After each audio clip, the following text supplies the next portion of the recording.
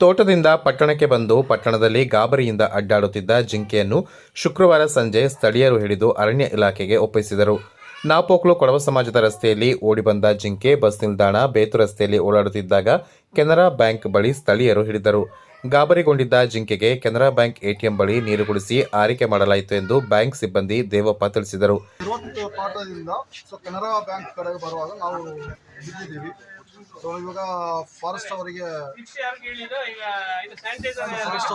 ಒಪ್ಪಂದ ಮಾಡಬೇಕು ಅಂತ ನಾವು ಇದು ಮಾಡ್ತೀವಿ. ಇದು ಟೌನ್ ಕಡೆ ಬಂತು, ಕೊಡಸಮತಿ ರೋಡು ಅಲ್ಲಿಂದ ಪುನಃ ರಿಟರ್ನ್ ಬಂದಿದೆ. ನಾನು ಕೈ ಹಿಡಿಯೋಕ್ಕೆ ನೋಡಿದೆ, ಜಾರಿ ಬಿಡ್ತು. ಅದರ ಮಧ್ಯೆ ಕೆನರಾ ಬ್ಯಾಂಕ್ ಹತ್ರ ಹಿಡಿದು ಬಿಟ್ಟು ಶೇಪ್ ಮಾಡಿದ್ದಾರೆ.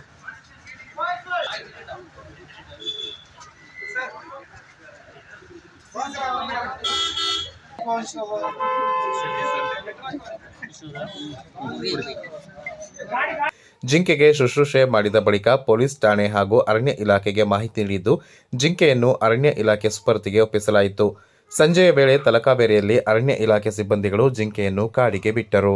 3, 2, 1 ಈ ದಿನ ನಾಪೋಕ್ಲು ಗ್ರಾಮದಲ್ಲಿ ಬೇತು ಮುಖ್ಯ ರಸ್ತೆಯ ಕೆನರಾ ಬ್ಯಾಂಕ್ ಸಮೀಪದ ಹತ್ತಿರ ಸಾರ್ವಜನಿಕರಿಗೆ ಸಿಕ್ಕಂಥ ಹೆಣ್ಣು ಚಿಕ್ಕೆ ಜಿಂಕೆ ಮರಿಯನ್ನು ಅರಣ್ಯ ಇಲಾಖೆಯ ವಶಕ್ಕೆ ಪಡೆಯಲಾಗಿರುತ್ತದೆ. ಸದರಿ ಜಿಂಕೆಯು ಆರೋಗ್ಯವಾಗಿದ್ದು ಮೇಲಾಧಿಕಾರಿಗಳ ಸೂಚನೆಯಂತೆ ಸದರಿ ಜಿಂಕೆಯನ್ನು ತಲಕಾವೇರಿ ವನ್ಯಜೀವಿ ಅರಣ್ಯ ಪ್ರದೇಶಕ್ಕೆ ಸುರಕ್ಷಿತವಾಗಿ ಬಿಡಲಾಗಿರುತ್ತದೆ.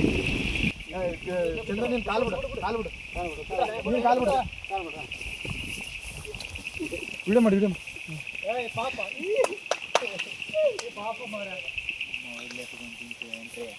ಅಲ್ಲಿ ನೋಡು ನಿಂತೈತೆ, ಅಲ್ಲಿ ನಿಂತೈತೆ. ಏ ಸರಿ ಅಲ್ಲಿ ಮುಂದಿನ